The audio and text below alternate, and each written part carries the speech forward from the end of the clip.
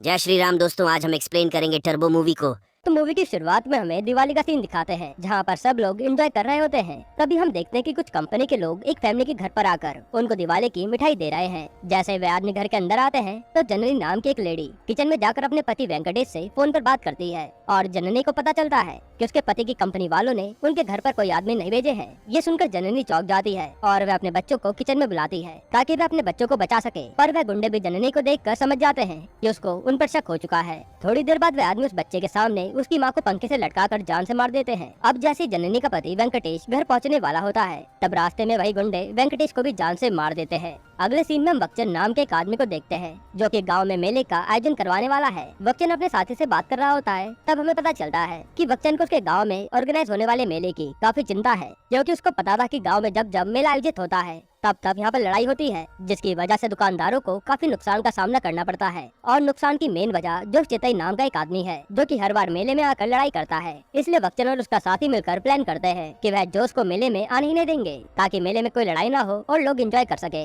अगले दिन बच्चन और उसका साथी जोश की माँ के पास जाकर उनसे निवेदन करते हैं कि वह अपने बेटे को गाँव से बाहर भेज दें ताकि वह मेले में न आए, क्योंकि जोश के आते ही मेले में कुछ ऐसा होता है जिससे लड़ाई हो जाती है और दुकानदारों को काफी नुकसान का सामना करना पड़ता है। यह सब सुनकर जोश की माँ कहती है कि तुम चिंता मत करो, जोश मेले में नहीं आएगा। अगले सीन में हम जोश चेतई को देखते हैं जो कि काफी हट्टा कट्टा आदमी है, जिससे अधिकतर लोग डरते हैं। और एक बात पक्की है कि जोश जहाँ भी जाता है वहाँ उसकी किसी न किसी से लड़ाई जरूर होती है। जोश सब अपनी माँ के साथ जा रहा होता है, तब जोश की माँ जोश को समझाकर गाँव से बाहर जाने के लिए कहती है। फिर हम जोश के दोस्त जैरी को देखते हैं जो कि चेन्नई के बैंक में नौकरी करता है और गाँव फेस्टिवल के लिए आया है। जैरी अब जोश से मिलकर उसको मेले के लिए तैयार होने के लिए कहता है, पर जोश मना करके कहता है कि वह गाँव के बाहर जा रहा है। असल में जोश अपनी माँ की सारी बातें मानता था। फिर जोश अपनी माँ की बात मानकर गाँव से बाहर चले जाता है। तब हम देखते हैं कि गांव में एक साबू नाम का आदमी अपने साथियों के साथ आया है, जिसकी जोश से पिछली बार मेले में लड़ाई हुई थी और वह उसी का बदला लेने आया है। कुछ समय बाद अब रात में मेले में काफी शांति थी और सब लोग एंजॉय कर रहे थे। ये सब देखकर वक्चन काफी खुश होता है कि चलो जोश गया, अब लड़ाई नहीं होगी।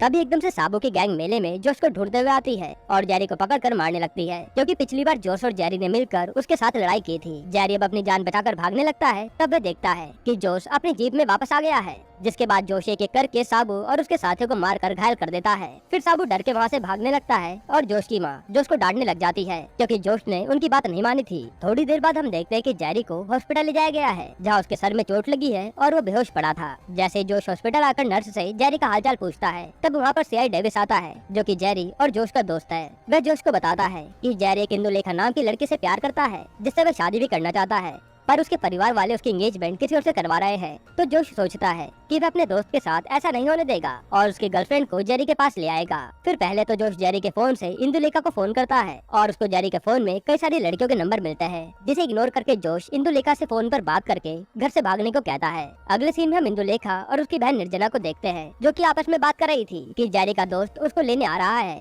तभी एकदम से जोश वहाँ आता है और इंदुलेखा की फैमिली को जेरी और इंदुलेखा के प्यार के बारे में बताकर उनकी आपस में शादी करवाने को कहता है, पर इंदुलेखा के परिवार वाले नहीं मानते। तब जोश इंदुलेखा की फैमिली के ऊपर हमला करके इंदुलेखा को अपने साथ लेकर भाग जाता है। अब हम देखते कि जोश इंदुलेखा को जेरी की फैमिली के पास ले आया है, जहाँ पर जेरी इंदुलेखा को अपनी फैमिली के सामने पहचानने से ही मना कर देता है, क्योंकि वह अपने पापा से डर गया था। इतना सब होने के बाद इंदुलेखा वापस घर तो नहीं जा सकती थी, तो वह वहाँ से सीधा चेन्नई जाने को बोलती है, जहाँ वह बैंक में जॉब करती है। जोश अब इंदुलेखा को बस में बैठाकर घर जाने लगता है और जैसे ही जोश अपने घर के पास पहुँचता है, तब उसको उसकी माँ से पता चलता है कि पुलिस जोश को ढूंढ रही है, क्योंकि उसने इंदुलेखा को घर से भगाया है और इंदुलेखा के परिवार वाले मिलिट्री में थे, तो उनके एफआईआर को ज्यादा सीरियसली लिया जा रहा है। थोड़ी देर बाद जोश का दोस्त सीआई डेविस उसको सारी बात बताता है और कहता है कि तुम्हारा बचना मुश्किल है, ऐसा करो तुम इस गांव से बाहर चले जाओ, नहीं तो पुलिस तुमको कभी भी जेल में डाल देगी। जोश अब फटाफट जाकर इंदुलेखा की बस पकड़ लेता है और उसके साथ चेन्नई जाने की सोचता है, जहाँ से वो इंदुलेखा को मनाकर उसकी फैमिली के पास ले आएगा। इससे ये केस पूरा खत्म हो जाएगा और उसे पुलिस नहीं पकड़ेगी। जोश अब इंदुलेखा से बात करता है और बातों बातों में जोश इंदुलेखा को गलती से जेरी की गर्लफ्रेंड्स के बारे में बता देता है, जिससे इंदुलेखा और भी ज्यादा गुस्सा हो जाती है।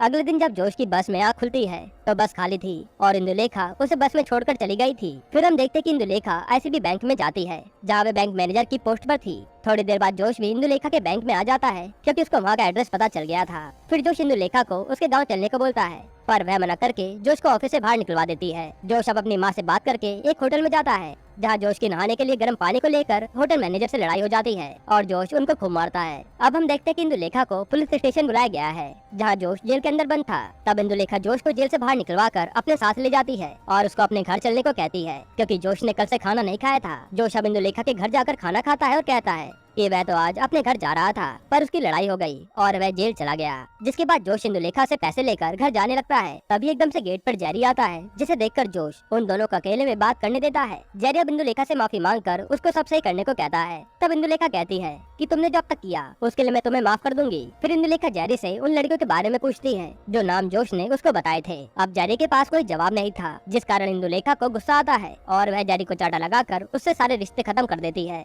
जोश भी ये सारी बातें बाहर से सुन लेता है और उसे पता चल जाता है कि उसकी वजह से उनकी दोबारा लड़ाई हो गई। जेरी अब जोश पर गुस्सा करके बोलता है कि जिस लड़कियों के उसके फोन में नंबर थे वह उसकी पहले की गर्लफ्रेंड थी, जिस कारण अब सब बर्बाद हो गया। यह कहकर जेरी वहाँ से चले जाता है। फिर जोश अपने दोस्त सीआई डेविस से बात करके वापस अपने गाँव आने को कहता है, पर डेविस साफ मना कर देता है, क्योंकि अगर वह बिना इंदुलेखा के यहाँ आया तो पुलिस वाले उसे जेल में डाल देंगे, इसलिए उसका वहाँ पर रहना ही सेफ होगा। इधर जेरी भी अपने ऑफिस जाता है, जहाँ उसकी सीनियर उसको बहुत डांटती है। थोड़ी देर बाद जेरी के साथ ही सितारा उसके पास आकर बताती है कि उसके बैंक के पास की यूज करके किसी ने कस्टमर के अकाउंट से 70 लाख रुपए निकाले हैं। यह सुनकर जेरी घबरा जाता है, क्योंकि इसका सारा इल्जाम उस पर आ सकता था। जेरी अब सितारा से इस फ्रॉड के बारे में पूछता है। तब वे बताते हैं कि कुछ दिन पहले एक फैमिली आई थी, जिन्होंने बैंक में कंप्लेन की उनके पापा को मरे हुए 8 साल हो गए हैं, पर आज उनके बैंक अकाउंट से 70 लाख रुपए किसी और बैंक अकाउंट में ट्रांसफर हो गए। वो तो उन्हें इसलिए पता चल गया क्योंकि उनके पास उनके पापा का फोन था। ये वही फैमिली के मेंबर्स थे जिसको मूवी की शुरुआत में मार दिया गया था। ये सब बताकर सितारा जेरी को बोलती है कि वह फैमिली कंप्लेन के बाद दोबारा नहीं आई। अगर वह आएगी तो जेरी फंस सकता है। जेरी को बैंक में कुछ गड़बड़ लगती है, तो वह बैंक के कंप्यूटर की सारी ट्रांजैक्शन चेक करता है, तो उसे कुछ बड़ी चीज पता चलती है, जिसे देखकर वो चौंक जाता है। रात को अब जेरी सितारा से मिलकर बताता है कि पिछले 1 साल में उसकी बैंक की पास की यूज करके किसी ने इनएक्टिव अकाउंट में से 10 करोड़ रुपए ट्रांसफर किए हैं, जिसको दूसरे के बैंक अकाउंट में जाते ही निकाल लिया गया है। और ऐसे ही चेन्नई में कितने सारे इनएक्टिव अकाउंट है, जिसमें लगभग 6000 करोड़ रुपए हैं। और अगर उनकी ब्रांच के एक एम्प्लॉय की पास की से 10 करोड़ रुपए का घपला हुआ है, तो पूरी ब्रांच और चेन्नई की सारी ब्रांच से कितना घपला हुआ होगा। मतलब कि ये एक बहुत बड़ा स्कैम है। यह कहकर जेरी सितारा को बोलता है कि जरूर इस स्कैम में कोई अंदर का आदमी मिला हुआ है, तभी इनएक्टिव अकाउंट की इन्फॉर्मेशन बाहर जा रही है। अगले सीन में हम चेन्नई के सीएम अरिवम को देखते हैं, जो कि वहाँ के फाइनेंस मिनिस्टर थंगस्वामी और बाकी एमएलए के साथ मीटिंग कर रहे होते हैं। तब वहाँ पर विंसेंट भी था, जिसने मूवी की शुरुआत में वेंकटेश की फैमिली को मारा था।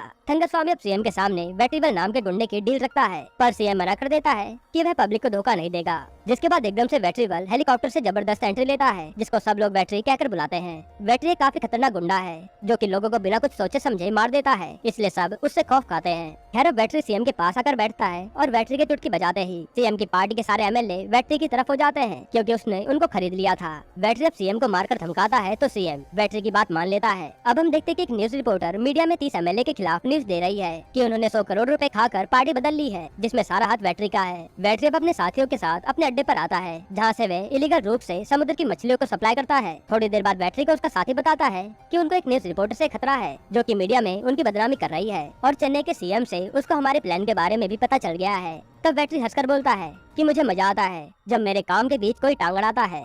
फिर हम देखते कि वेट्री ने उस न्यूज रिपोर्टर को लड़का रखा है। फिर वे उस न्यूज रिपोर्टर को मशीन में डालकर बड़ी बेरहमी से मार देता है। इधर जोश अब इंदुलेखा से मिलकर काम मांगता है, क्योंकि वह अपने गांव नहीं जा सकता था। तभी एकदम से वहाँ पर कुछ गुंडे आ जाते हैं, जिसको इंदुलेखा ने बैंक में लोन देने से मना किया था। अब वह गुंडे इंदुलेखा पर अटैक करते हैं, तो जोश एक गुंडे को मारता है और सारे गुंडे डर के मारे भाग जाते हैं। इंदुलेखा अब जोश को उसके बॉस एंड्रयू से मिलाती है, जो कि काफी अमीर आदमी है, और इंदुलेखा के कहने पर एंड्रयू जोश को उसका ड्राइवर रखने को कहता है, अगर उसको जोश का काम पसंद आए तो। फिर एंड्रयू जोश को उसके साथ ट्रायल पर ले जाता है, और थोड़ी देर बाद एंड्रयू ऑटो बिल्ला नाम के गैंगस्टर के पास आता है, जो कि एंड्रयू से 1 करोड़ रुपए मांग रहा था। अब एंड्रयू के मना करने पर ऑटो बिल्ला का एक आदमी एंड्रयू और उसके बॉडीगार्ड को खूब मारते हैं। तब जोश एंड्रयू की तरफ से ऑटो बिल्ला और उसके सारे आदमियों को मारकर घायल कर देता है। ये देखकर एंड्रयू काफी खुश होता है और जोश को रहने के लिए एक फ्लैट देकर उसको अपने जॉब पर रख लेता है। अब जोश की जॉब लगने के बाद सब सही होने लगा था, तो जोश अपनी माँ को अपने पास चेन्नई बुला लेता है, जहाँ सब हंसी खुशी रहने लगते हैं। यहाँ तक कि जोश ने इंदुलेखा की फैमिली को भी मना लिया था कि उसने उसको घर से किस लिए भगाया था,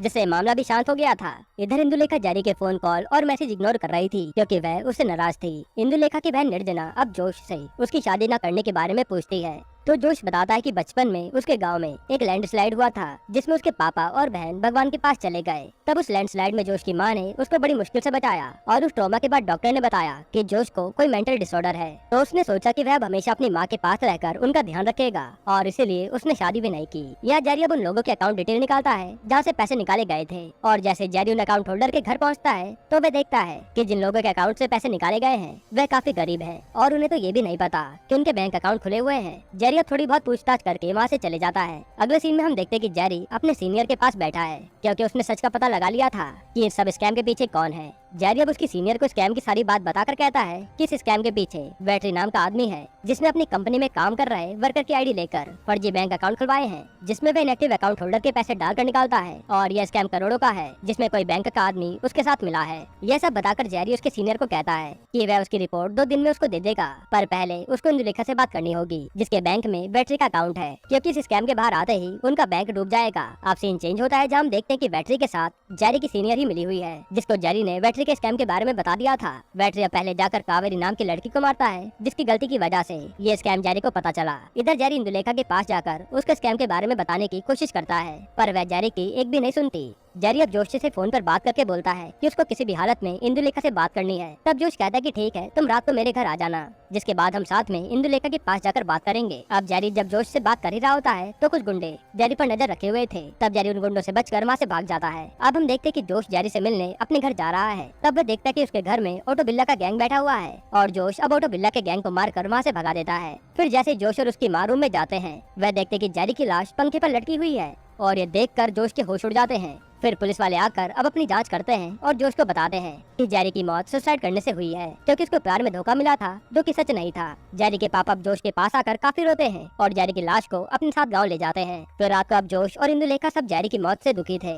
इधर बैटरी थंगास्वामी को मिलकर पैसे देता है जिसकी मदद से वह सामने वाली पार्टी से अपनी डील पूरी कर सके। फिर बैटरी का राइट हैंड विंसेंट बैटरी के पास आकर बताता है कि जेरी मरने से पहले आईसीबी बैंक की मैनेजर इंदुलेखा से मिलने गया था, तो हो सकता है कि उसने इंदुलेखा को उनके बारे में सब बता दिया हो। बैटरी विंसेंट से बोलता है कि तुम अपना काम करते रहो, मैं इंदुलेखा को देख लूंगा। अगले सीन में हम देखते हैं कि इंदुलेखा को उसके बैंक मैनेजर की पोस्ट से निकाल दिया गया है और इंदुलेखा अब बस से अपने घर जा रही होती है। तब रास्ते में बैटरी के गुंडे इंदुलेखा पर हमला कर देते हैं। तभी एकदम से जोश वहाँ पर आकर सभी गुंडों को बुरी तरह से मारता है और इंदुलेखा को बचा लेता है। फिर जैसे जोश और इंदुलेखा घर पहुँचते हैं तब इंदुलेखा के घर में सितारा आती है जो कि इंदुलेखा को बैटरी के सारे स्कैम के बारे में बताकर कहती है कि जेरी को बैटरी के आदमियों ने ही मारा है। फिर हमें फ्लैशबैक दिखाते हैं जहाँ जेरी जोश के घर आया था। तभी एकदम से विंसेंट जोश के घर आया और उसने जेरी को मारकर पंख से लटका दिया जो कि सितारा ने वीडियो कॉल पर देख लिया था। सितारा अब जोश को एविडेंस की फाइल देकर वहाँ से चली जाती है। अब हम देखते हैं कि सीएम हरिवम कमिश्नर से बात करके कहते हैं कि उनको बैटरी के प्लान को रोकना होगा, नहीं तो वह सब कुछ बर्बाद कर देगा क्योंकि सारे एमएलए धीरे धीरे उसकी तरफ हो रहे थे। यहाँ थंगास्वामी अब बैटरी को सीएम की सारी बात बताता है। तब बैटरी बोलता है कि जिन एमएलए की उनसे बात हुई थी उनको बस पैसे पहुंचाने हैं, जिसके बाद वे पार्टी बदलकर ऑपोजिशन पार्टी में आ जाएंगे और फिर वे उसका पूरा सपोर्ट करेंगे और सीएम कुछ भी नहीं कर पाएगा। फिर एंड्रयू अब जोश को फोन करके सब बता देता है कि इंदुलेखा को उसकी जॉब से बैटरी के कहने पर निकाला गया है जो कि काफी खतरनाक आदमी है। यह कहकर एंड्रयू जोश को उसकी फैमिली और इंदुलेखा के साथ वहाँ से जाने को बोलता है, नहीं तो बैटरी उन सबको मरवा देगा। और फिर एंड्रयू जोश को चेन्नई से भागने का प्लान भी बताता है। फिर जोश इंदुलेखा को वहाँ से भागने को बोलता है पर इंदुलेखा कहती है कि उसको एक आदमी के बारे में पता है जो कि बैटरी को संभाल लेगा, जिसका नाम एसीपी सुकुमार है। अगले सीन में जोश और इंदुलेखा सुकुमार सर के पास जाते हैं। तब सुकुमार इंदुलेखा को सीआई शक्तिवेल से मिलाता है जो कि उनकी मदद करने वाला था क्योंकि सुकुमार को कमिश्नर ने अर्जेंट बुलाया था। इंदुलेखा शक्तिवेल को सारे स्कैम के बारे में बताकर कहती है कि इन सब के पीछे बैटरी नाम का डॉन है जो कि ये सब कर रहा है और जेरी को भी उसने ही मारा है, जिसका प्रूफ ऑटो बिल्ला है जिसने बैटरी के आदमी को जोश के घर जाते देखा था, जिसने बैटरी के आदमी को जोश के घर से जाते हुए देखा था। शक्तिवेल इंदुलेखा की बातें सुनकर केस घुमाने लगता है और उल्टा कहता कि जोश और तुमने मिलकर जेरी को मारा है। इस सीन को देखकर ऐसा लग रहा था कि पूरी पुलिस फोर्स ही बैटरी से मिली हुई है। थोड़ी देर बाद बैटरी सुकुमार के साथ पुलिस स्टेशन में आता है जिससे साबित हो जाता है कि पुलिस बैटरी की साथी है। बैटरी अब जोश और इंदुलेखा को धमकाकर कहता है कि तुम्हें थाने नहीं आना चाहिए था, यहाँ आकर तुमने बहुत बड़ी गलती कर दी। फिर हम न्यूज में देखते हैं कि सितारा और उसके साथी का एक्सीडेंट हो गया जिसमें वह मारे गए और ये सब बैटरी ने ही करवाया था। बैटरी अब जोश को गुड बाय करके चला जाता है क्योंकि उसके पीछे अब पुलिस वाले इन दोनों को मार देंगे। अब जैसे बैटरी वहाँ से जाता है पुलिस वाले जोश और इंदुलेखा पर हमला करते हैं पर जोश अकेला ही पुलिस वालों पर भारी पड़ जाता है और सारे पुलिस वालों को घायल करके वहाँ से भाग जाता है। अब जैसे ये बात बैटरी को पता चलती है कि पुलिस जोश और इंदुलेखा को नहीं मार पाई तो वह गुस्सा हो जाता है और वेटरी अब विंसेंट को जोश के बारे में बताकर इस मामले को संभालने के लिए कहता है, नहीं तो वह मुसीबत में पड़ जाएंगे। इसके बाद विंसेंट अब अपने कुछ आदमियों को इंदुलेखा की बहन के पास भेजता है ताकि वह उसको पकड़ सके और खुद जोश की माँ के पास जाता है। यह जोश को भी पता था कि वेटरी अब उसकी फैमिली पर हमला करवाएगा, तो वह अपनी माँ और निर्जना को फोन पर पहले ही सब बता देता है। फिर जैसे विंसेंट जोश की माँ के पास जाता है, उनके फ्लैट पे एक जोरदार धमाका होता है जो कि जोश की माँ ने सेटअप किया था। इधर वेटरी के कुछ आदमी इंदुलेखा की बहन निर्जना को पकड़ने जाते हैं। तब वहाँ पर ओटो बिल्ला अपने गैंग के साथ बैठा था, जो वेटरी के आदमियों को बोलता है कि ये घर तो उसने उस लड़के से खरीद लिया है। जिसके बाद वेटरी के आदमी वहाँ से चले जाते हैं। अगले सीन में ओटो बिल्ला जोश और इंदुलेखा को निर्जना और उसकी माँ से मिलवाकर अपनी गाड़ी से वहाँ से भागने को कहता है। यहाँ वेटरी अब जोश को फोन करके कहता है कि तुम अपनी फैमिली को लेकर वहाँ से चले जाओ, बस इंदुलेखा को यहीं पर छोड़ दो, नहीं तो वह सबको मार देगा। तब जोश वेटरी को चल हट कहकर फोन कर देता है, जिससे वेटरी को काफी बेइज्जती फील होती है। अब हम देखते कि वेटरी के आदमी ओटो बिल्ला को पकड़कर वेटरी के पास ले आए हैं, जो कि जोश की मदद कर रहा था। तब जान जाने के डर से ओटो बिल्ला वेटरी को जोश की लोकेशन बता देता है और जैसे वेटरी का राइट हैंड ओटो बिल्ला के साथ जोश को पकड़ने जाता है, वह देखते कि वहाँ पर कोई भी नहीं है और जोश ने उनको चकमा दे दिया। जोश अब एसीपी सुकुमार के घर जाकर उसकी बेटी को अपने पास पकड़ लेता है ताकि सुकुमार अपनी गाड़ी में जोश, इंदुलेखा और सभी को चेन्नई से निकाल सके। थोड़ी देर बाद जोश चेन्नई के बॉर्डर के पास पहुंचकर सुकुमार की फैमिली को गाड़ी से निकाल देता है ताकि वह सब वहां से भाग सके। पर एसीपी सुकुमार ने भी चुपके से गाड़ी में उसका फोन डाल दिया था ताकि बैटरी के आदमी जोश को पकड़ सके उसकी लोकेशन ट्रेस करके।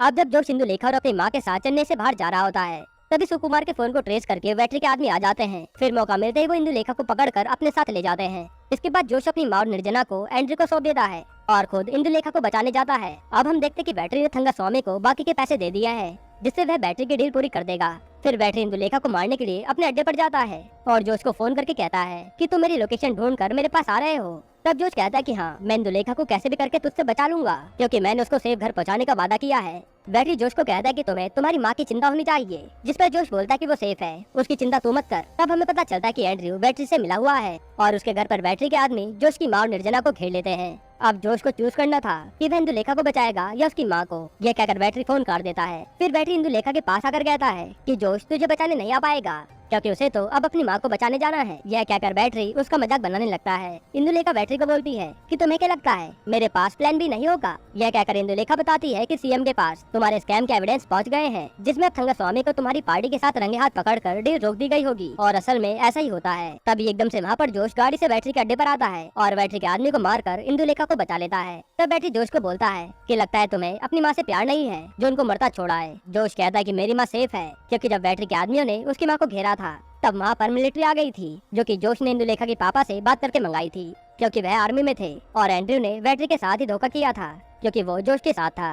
बैटरी अब गुस्से में जोश को कहता है कि चाहे कुछ भी हो जाए तुम अब यहाँ से बचकर नहीं जा पाओगे। तभी एकदम से बैटरी के आदमी दोबारा से आकर जोश के ऊपर हमला कर देते हैं, पर जोश एक एक करके बैटरी के सारे आदमियों को मारकर धूल चटा देता है। जिसके बाद जोश और बैटरी की खूब लड़ाई होती है। तब जोश बैटरी को पीट कर उसको उसी मशीन में डालकर जान से मार देता है, जिसमें वह लोगों को जान से मारा करता था। अब अगले सीन में जोश इंदुलेखा की फैमिली के साथ घर पर होता है। तब एकदम से लाइट चली जाती है और बाहर एक बॉक्स में एंड्रयू का सर रखा होता है, जिसने जोश की मदद की थी, और बॉक्स में एक मैसेज भी था कि तुमने अभी तालाब की छोटी मछली को मारा है, जंग तो अभी शुरू होगी। जिसके बाद ये मूवी यहीं पर खत्म होती है।